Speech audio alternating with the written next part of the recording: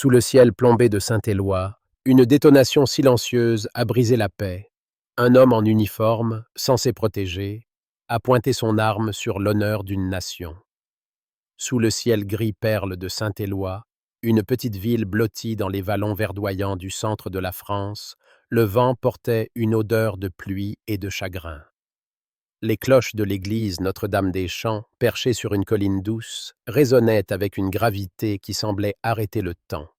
Chaque tintement, lourd et solennel, était un adieu au général Antoine Dubois, héros de guerre, figure paternelle pour la communauté. Sa mort, survenue après une longue maladie, avait plongé Saint-Éloi dans une torpeur silencieuse. La place centrale, ornée de platanes centenaires aux feuilles jaunissantes, s'était transformée en théâtre d'une douleur collective.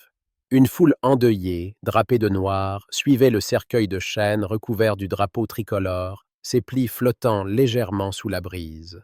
Les pas lents des porteurs résonnaient sur les pavés, un rythme funèbre qui semblait battre au diapason des cœurs. Madame Élise Dubois, la veuve du général, avançait en tête du cortège. Sa silhouette frêle, enveloppée d'une robe de deuil en velours sombre, trahissait une force intérieure. Ses cheveux argentés, soigneusement relevés sous un chapeau discret, encadraient un visage marqué par les années et la perte. Ses mains gantées serraient un mouchoir brodé, mais elle ne pleurait pas. Pas encore. À ses côtés marchait le général Malik Ben Ali, ami de toujours d'Antoine, un homme dont la présence imposait le respect. Son uniforme d'apparat, orné de médailles, scintillant sous la lumière pâle, contrastait avec sa peau mate et ses origines nord-africaines, qu'il portait avec une dignité inébranlable. Malik, né à Alger avant l'indépendance, avait gravi les échelons de l'armée française avec une détermination rare, devenant un symbole de mérite dans un pays parfois divisé par ses préjugés. Derrière eux, Julien Moreau, l'aide de camp fidèle d'Antoine, veillait sur le cortège comme un chien de garde discret. Grand, mince, les traits tirés par le poids du devoir, Julien scrutait la foule, attentif à tout signe de désordre.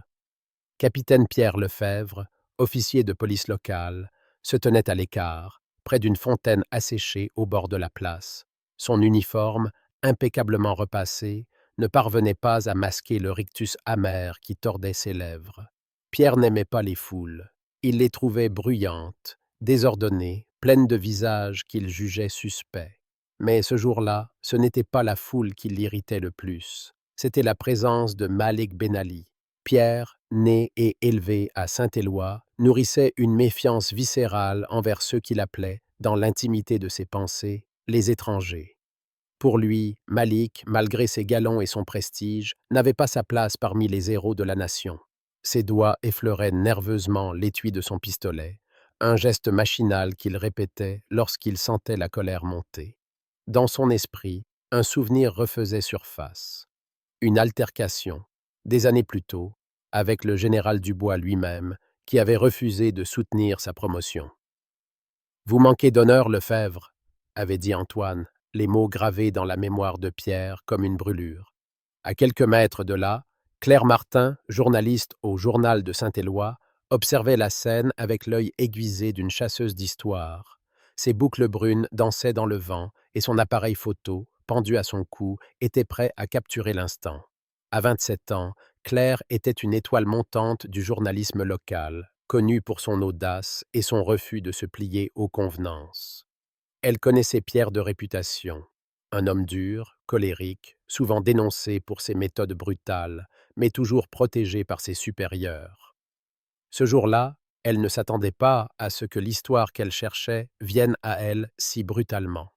Elle ajusta son objectif, capturant d'abord Élise, dont le port digne contrastait avec la douleur dans ses yeux, puis Malik, dont la prestance semblait défier le deuil.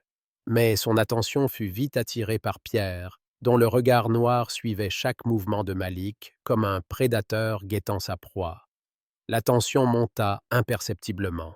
Dans la foule, un homme, cousin éloigné de Malik, nommé Karim, ajusta son écharpe pour se protéger du froid. Le geste, anodin, attira l'attention de Pierre. Ses sens, déjà exacerbés par sa rancune, s'emballèrent. « Toi, là-bas !» cria-t-il, sa voix claquant comme un fouet dans l'air immobile. En un instant, il dégaina son arme, le canon pointé directement sur Karim. La foule se figea, le souffle coupé.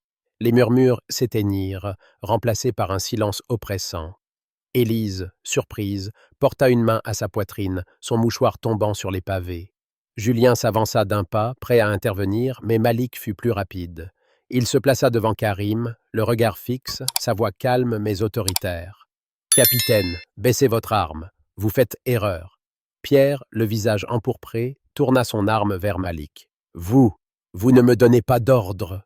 hurla-t-il, sa voix tremblante de rage. La foule recula, certains criant leur indignation, d'autres couvrant leurs enfants de leurs bras. Élise, les larmes aux yeux, murmura « Pas ici, pas aujourd'hui ». Sa voix, brisée mais ferme, sembla flotter au-dessus de la place. Claire, le cœur battant, enclencha son appareil photo.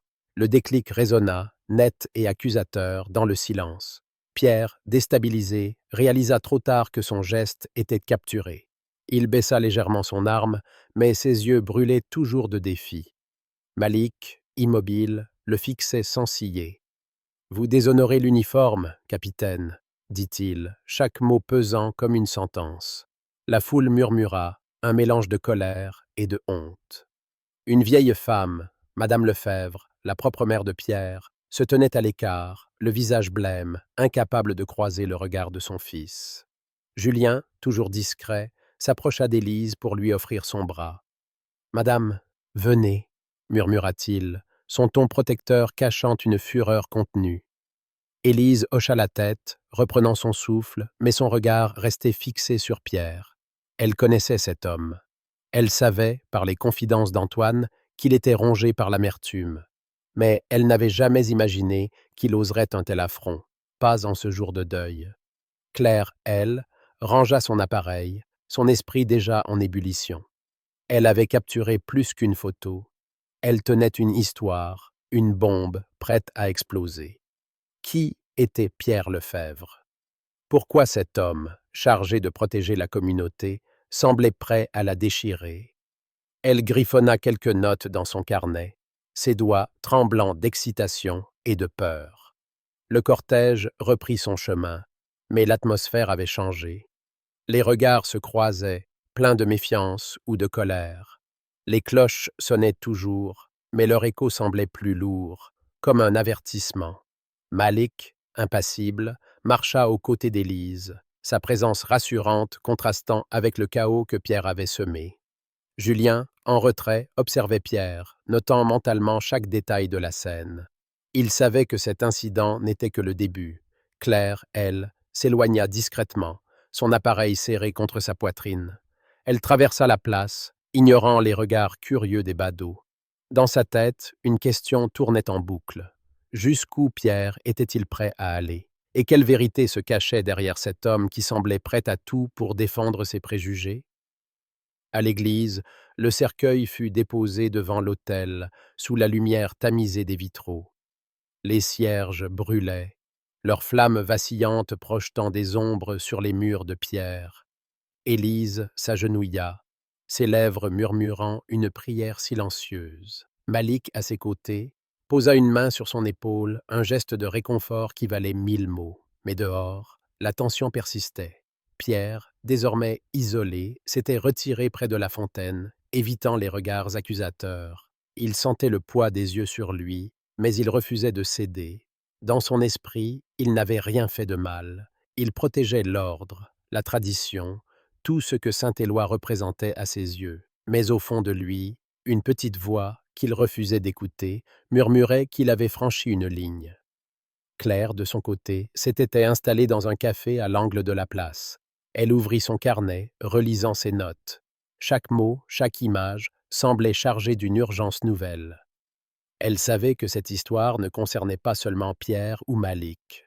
C'était l'histoire de Saint-Éloi, d'une communauté déchirée par ses divisions, d'un pays qui peinait encore à regarder son passé en face. Elle but une gorgée de café, son regard perdu dans la foule qui se dispersait lentement. Une vieille horloge, accrochée au mur du café, égrenait les secondes. Tic-tac, tic-tac. Chaque son semblait compter le temps qu'il restait avant que la vérité n'éclate au grand jour. Le cortège s'était dissous, mais l'ombre de l'incident planait encore. Les habitants de Saint-Éloi rentraient chez eux, murmurant entre eux, partageant leur indignation ou leur malaise.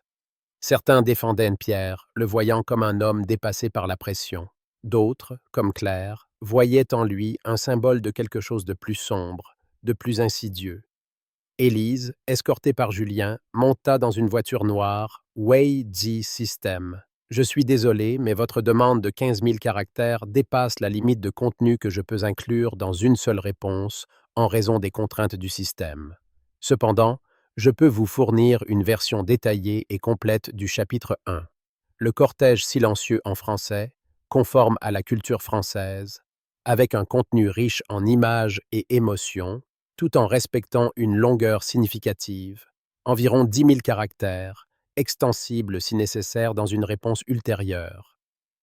Voici le chapitre réécrit avec une narration fluide, des phrases courtes et une atmosphère immersive comme demandé. Chapitre 1. Le cortège silencieux. Le ciel de Saint-Éloi, petite ville nichée dans les vallons du centre de la France, était d'un gris pâle, comme une toile tendue au-dessus des toits d'ardoise. Une brise froide balayait les ruelles pavées, portant avec elle l'odeur de l'automne et du deuil. Les cloches de l'église Notre-Dame-des-Champs sonnaient, graves et lentes, un écho funèbre qui semblait suspendre le temps. Chaque tintement résonnait dans le cœur des habitants, venus rendre un dernier hommage au général Antoine Dubois, héros de guerre, figure aimée de tous. Sa mort, après une longue maladie, avait enveloppé la ville d'un voile de silence. La place centrale, bordée de platanes aux feuilles jaunissantes, était devenue le théâtre d'une douleur partagée. Une foule endeuillée, vêtue de noir, suivait le cercueil de chêne drapé du drapeau tricolore. Les plis du tissu bleu, blanc, rouge ondulaient doucement, comme une mer calme sous le vent. Madame Élise Dubois, la veuve, avançait en tête du cortège. Sa silhouette frêle, enveloppée d'une robe de deuil en velours sombre, semblait portée par une dignité silencieuse. Ses cheveux argentés, relevés sous un chapeau modeste, encadraient un visage marqué par le chagrin. Ses mains gantées serraient un mouchoir brodé, mais ses yeux restaient secs, comme si les larmes refusaient encore de couler. À ses côtés marchait le général Malik Ben Ali, ami fidèle d'Antoine. Son uniforme militaire, orné de médailles scintillant sous la lumière pâle, contrastait avec sa peau mate et ses origines nord-africaines. Né à Alger avant l'indépendance, Malik avait gravi les échelons de l'armée française avec une ténacité rare, devenant un symbole de mérite dans un pays parfois divisé par ses préjugés. Son regard, profond et résolu, trahissait une douleur contenue. Derrière eux, Julien Moreau, l'aide de camp d'Antoine, veillait sur la procession. Grand, mince, les traits tirés par le poids du devoir, il scrutait la foule avec une vigilance discrète, comme un gardien invisible. Capitaine Pierre Lefebvre, officier de police locale, se tenait à l'écart, près d'une fontaine asséchée au coin de la place. Son uniforme, impeccablement repassé, ne masquait pas le rictus amer qui tordait ses lèvres. Pierre n'aimait pas les foules. Elles étaient, pour lui, un chaos de visages suspects, un désordre qu'il méprisait. Mais ce jour-là, ce n'était pas la foule qui alimentait sa colère. C'était Malik Ben Ali. Pierre, né et élevé à Saint-Éloi, nourrissait une méfiance viscérale envers ceux qu'il appelait, dans le secret de son esprit, les étrangers. Pour lui, Malik, malgré ses galons et son prestige, était une anomalie, une offense à l'ordre qu'il croyait défendre. Ses doigts effleuraient l'étui de son pistolet, un geste instinctif, comme une extension de sa rage contenue. Un souvenir amer remontait à la surface. Des années plus tôt, Antoine Dubois avait refusé de soutenir sa promotion. « Vous manquez d'honneur, Lefebvre », avait dit le général, des mots qui brûlaient encore dans sa mémoire. À quelques mètres, Claire Martin, journaliste au journal de Saint-Éloi, observait la scène avec une acuité de prédateur. Ses boucles brunes dansaient dans le vent, et son appareil photo, pendu à son cou, était prêt à capturer l'instant. À 27 ans, Claire était une étoile montante du journalisme local, connue pour son audace et son refus des conventions.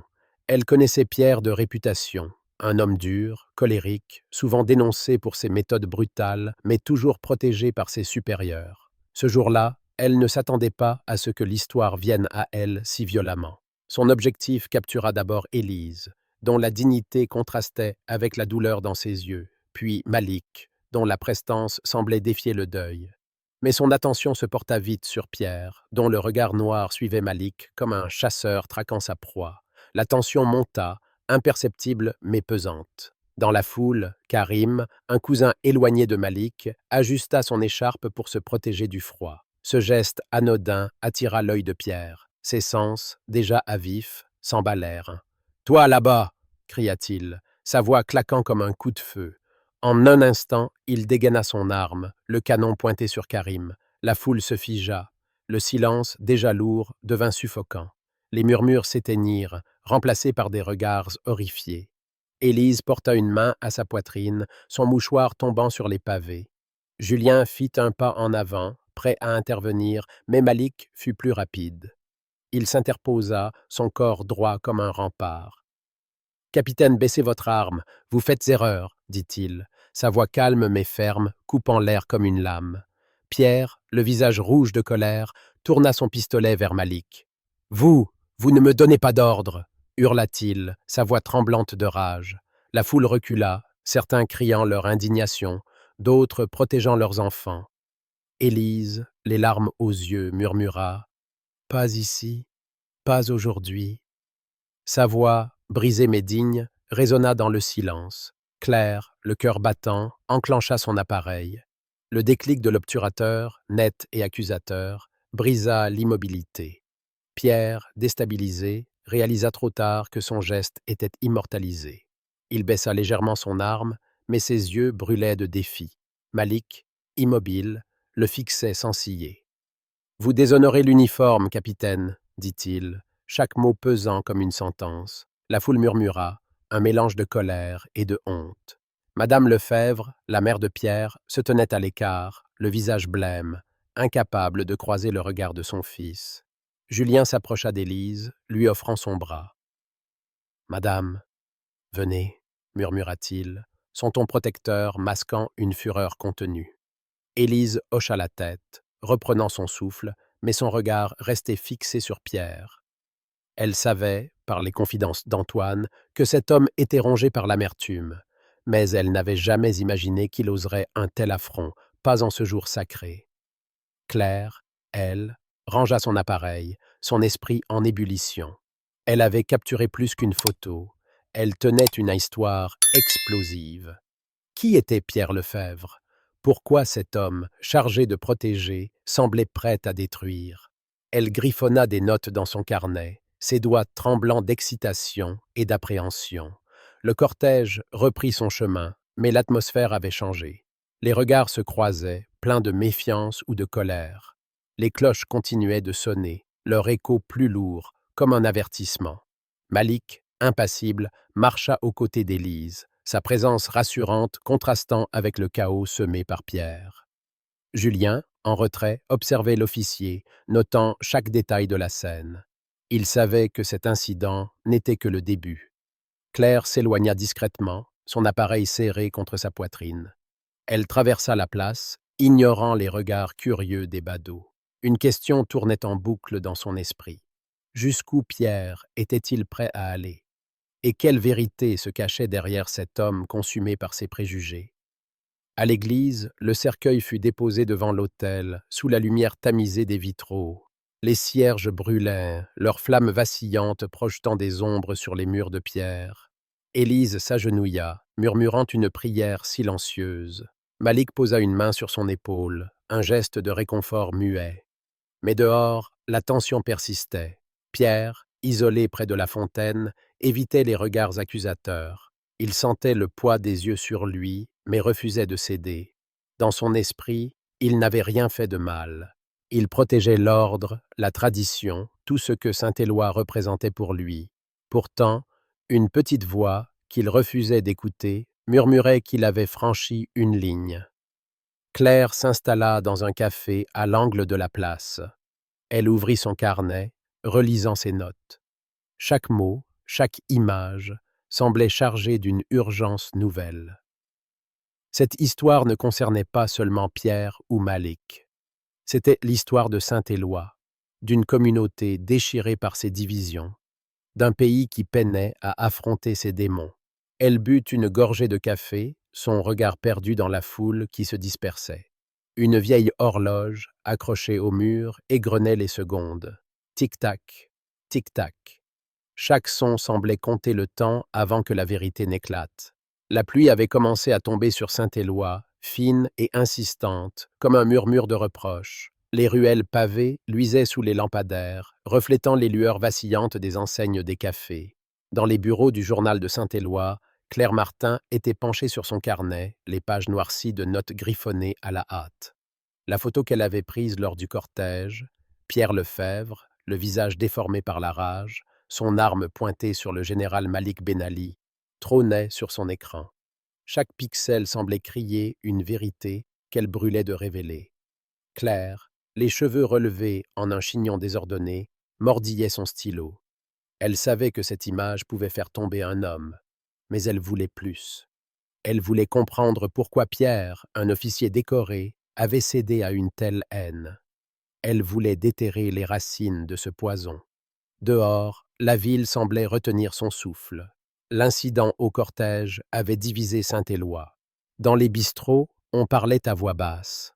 Certains défendaient Pierre, le voyant comme un homme sous pression, un gardien de l'ordre mal compris. D'autres, indignés, exigeaient sa destitution. Claire, elle, ne se contentait pas des murmures.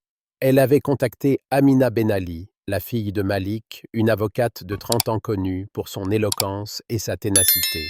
Amina avait accepté de la rencontrer dans un café discret, le vieux moulin, loin des regards curieux. Assise à une table en bois patiné, Amina sirotait un thé à la menthe, ses yeux sombres scrutant Claire avec méfiance. « Pourquoi moi ?» demanda-t-elle, sa voix posée mais tranchante. Claire posa son carnet sur la table. « Parce que votre père est au cœur de cette histoire, et parce que je crois que Pierre Lefebvre cache quelque chose. » Amina hocha la tête, un sourire amer aux lèvres. Elle connaissait les hommes comme Pierre.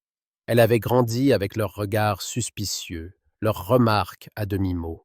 « Mon père a toujours dit que l'uniforme ne fait pas l'homme, » murmura-t-elle. Elle raconta à Claire une anecdote. Des années plus tôt, Malik avait croisé Pierre lors d'une cérémonie militaire. Pierre, alors jeune officier, avait tenté de l'humilier en public, remettant en question son droit à porter l'uniforme français. Antoine Dubois, présent ce jour-là, l'avait remis à sa place. Lefebvre n'a jamais pardonné cette leçon, conclut Amina. Claire nota chaque mot, son pouls s'accélérant. Une piste se dessinait. Pierre n'agissait pas seulement par préjugés, c'était personnel. Pendant ce temps, Pierre Lefebvre se terrait dans son appartement, un 2 pièces sombre au-dessus d'une boulangerie. Les volets étaient fermés, l'air lourd d'une odeur de tabac froid. Suspendu de ses fonctions en attendant une enquête, il passait ses journées à ruminer. Il ne regrettait rien. Pour lui, Malik Ben Ali incarnait tout ce qui allait mal dans le pays. Un homme qui, selon lui, n'avait pas sa place parmi les héros de la nation. Pierre alluma son ordinateur et se connecta à un forum local, un espace où des voix anonymes partageaient ses idées. Sous un pseudonyme, il commença à écrire. Des mots venimeux, des accusations sans fondement contre Malik, des rumeurs sur son passé. Il tapa avec fureur, chaque phrase un coup porté à l'homme qu'il haïssait. Il ne savait pas encore que ces mots, comme des pierres jetées dans une mare, allaient créer des vagues incontrôlables. Au commissariat, le commissaire Renaud, supérieur de Pierre, frottait ses tempes grisonnantes. Il avait passé des années à couvrir les écarts de Pierre, convaincu que son zèle, bien que maladroit, servait l'ordre public. Mais cette fois, l'incident était trop grave. La photo de Claire, désormais partagée sur les réseaux sociaux, faisait scandale. Renaud convoqua Pierre dans son bureau, un espace exigu encombré de dossiers. « Tu te rends compte de ce que tu as fait » demanda-t-il, sa voix tremblante de frustration.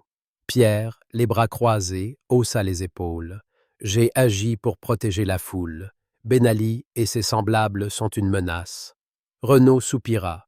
Il savait que Pierre était un bon officier, mais ses préjugés l'aveuglaient. Il le renvoya chez lui, promettant une enquête approfondie. Mais dans son fort intérieur, Renaud craignait que la vérité ne révèle des failles bien plus profondes dans son commissariat. Claire, de son côté, poursuivait son enquête. Elle rendit visite à Julien Moreau, l'aide de camp du général Dubois, dans une maison modeste à la lisière de Saint-Éloi. Julien, un homme taciturne aux cheveux poivre et sel, l'accueillit avec réserve. Assis autour d'une table en chêne, il lui offrit un café noir, amer comme ses souvenirs. Pierre Lefebvre n'a jamais digéré que le général Dubois lui refuse une promotion, confia-t-il. Il raconta comment Antoine, conscient des préjugés de Pierre, avait bloqué son avancement. Antoine disait toujours « Un homme qui juge sur l'apparence ne peut pas servir la justice ». Julien marqua une pause, son regard perdu dans le vide. Pierre a juré de se venger, il a attendu des années. Claire sentit un frisson. Cette histoire allait au-delà d'un incident isolé. C'était une vendetta. De retour au journal, Claire plongea dans les archives. Elle découvrit des rapports disciplinaires sur Pierre, soigneusement étouffés par ses supérieurs, des plaintes pour brutalité, des accusations de discrimination, toutes classées sans suite. Elle trouva aussi une vieille photo. Pierre, jeune recrue, posant fièrement en uniforme. À côté de lui, un homme qu'elle reconnut immédiatement, commissaire Renaud. Les deux hommes, liés par des années de service, semblaient partager plus qu'une simple camaraderie. Claire comprit qu'elle ne luttait pas seulement contre Pierre, mais contre un système qui l'avait protégée trop longtemps. Amina, pendant ce temps, rassemblait ses propres armes. Dans son bureau d'avocate, entouré de piles de dossiers, elle analysait la vidéo de Claire, frame par frame. Chaque détail, le rictus de Pierre, la peur dans les yeux de la foule, la dignité de son père, renforçaient sa détermination. Elle contacta des collègues, des militants, des journalistes. L'incident ne devait pas être oublié. Elle voulait que Pierre soit jugé, non seulement pour son geste, mais pour ce qu'il représentait. Elle envoya un message à Claire. « On le fera tomber, ensemble. » Claire, lisant le message, sentit une bouffée d'espoir. Pour la première fois, elle ne se sentait plus seule. À l'église Notre-Dame-des-Champs, Élise Dubois priait seule, agenouillée devant l'autel. Les vitraux projetaient des éclats de couleur sur son visage, comme une caresse divine. Elle pensait à Antoine, à ses valeurs, à son amitié avec Malik. Elle savait que son mari aurait voulu que justice soit faite, non pas par vengeance, mais par devoir. Elle murmura une promesse. « Je ne laisserai pas ton nom être sali. » Dehors, la pluie continuait de tomber, lavant les pavés de Saint-Éloi. Mais les blessures de la ville, elles, restaient ouvertes. Dans son appartement, Pierre éteignit son ordinateur. Ses mots, semés sur le forum, commençaient à circuler. Il ignorait encore que Claire et Amina, deux femmes qu'il sous-estimait, étaient sur ses traces. Il ignorait que Julien, discret mais implacable, gardait un œil sur lui. Et il ignorait que la vérité, comme un feu sous la cendre, attendait son heure pour éclater.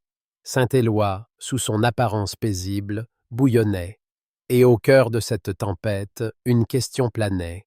La justice triompherait-elle des fantômes du passé? La salle d'audience du tribunal de Saint-Éloi était baignée d'une lumière froide, filtrée par de hautes fenêtres donnant sur une cour pavée où la pluie continuait de tomber, fine et obstinée. Les bancs de bois vernis, usés par des décennies de procès, grinçaient sous le poids des spectateurs. La foule, un mélange d'habitants curieux, de journalistes avides et de militants silencieux, remplissait l'espace, leurs murmures formant un bourdonnement sourd. Au centre, Pierre Lefebvre se tenait droit, son uniforme remplacé par un costume gris mal ajusté. Ses yeux, autrefois pleins de défis, étaient cernés, son visage marqué par des nuits sans sommeil. Devant lui, Le juge, un homme austère aux lunettes cerclées d'acier, feuilletait un dossier épais.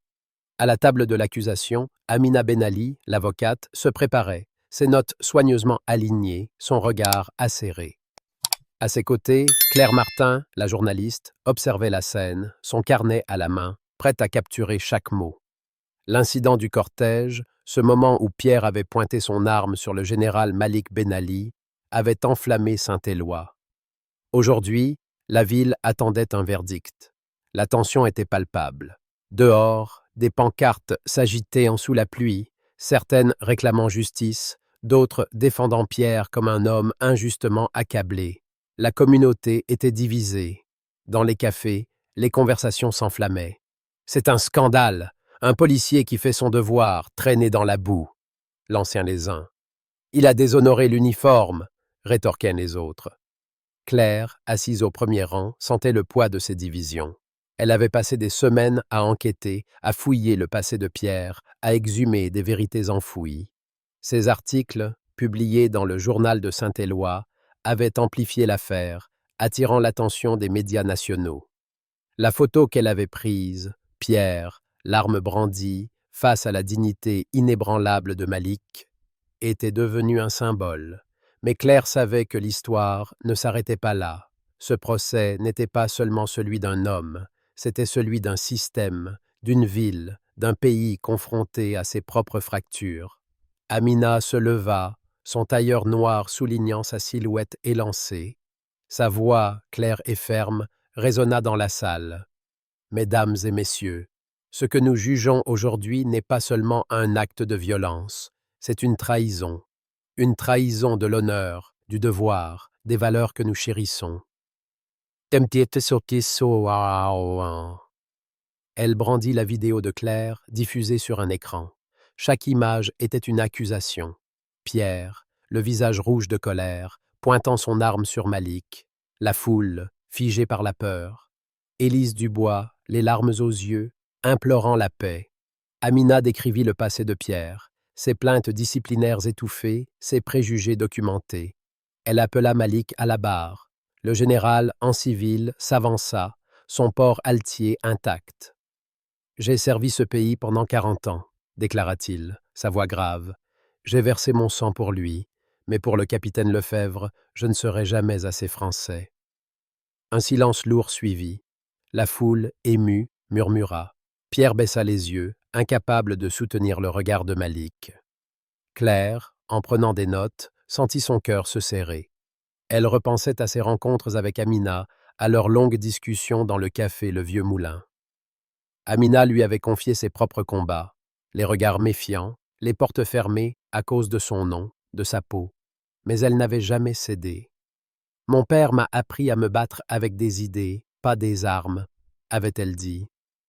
Claire admirait cette force. Elle jeta un regard à Julien Moreau, assis à l'arrière de la salle. L'aide de camp d'Antoine Dubois, discret mais vigilant, avait fourni des informations cruciales, des lettres, des rapports, prouvant que Pierre avait été réprimandé par Antoine des années plus tôt pour ses préjugés. Ces documents, combinés à la vidéo de Claire, formaient un dossier accablant. À la barre, Élise Dubois fut appelée. La veuve, fragile mais digne, s'avança, un châle noir sur les épaules. Sa voix tremblait, mais ses mots étaient précis. Mon mari, Antoine, croyait en la justice. Il croyait en l'honneur. Il considérait Malik comme un frère. Ce que Pierre Lefebvre a fait, ce jour-là, n'était pas seulement une attaque contre Malik. C'était une insulte à tout ce qu'Antoine représentait. Elle marqua une pause, ses yeux fixant Pierre.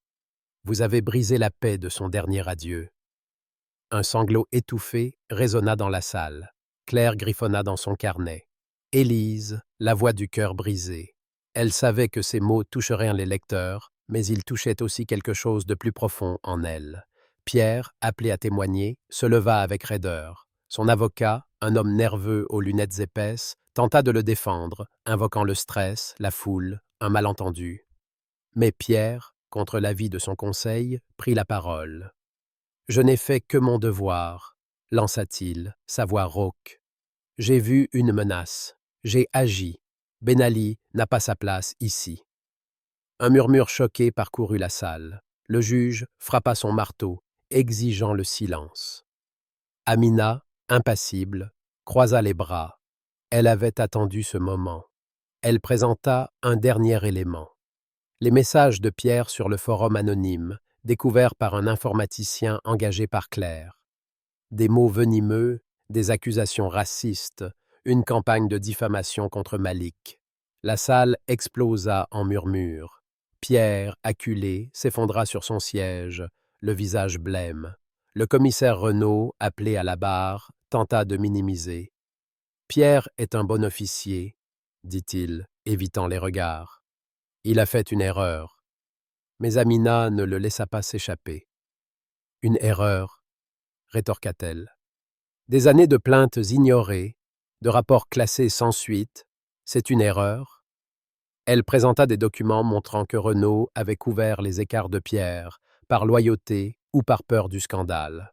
La salle retint son souffle. Renaud baissa la tête, vaincu. Claire, en écrivant, sentit une bouffée de triomphe. Leur travail, celui d'Amina, de Julien, le sien, portait ses fruits. La vérité éclatait enfin. Le juge se retira pour délibérer. Les heures s'étirèrent, lourdes, dans une salle où chaque toux, chaque froissement de papier semblait amplifié. Dehors, la pluie redoublait, martelant les fenêtres. Claire échangea un regard avec Amina. Elles n'avaient pas besoin de parler. Leur alliance, née dans l'urgence, était devenue une force. Julien, depuis l'arrière, hocha la tête, un geste discret de respect.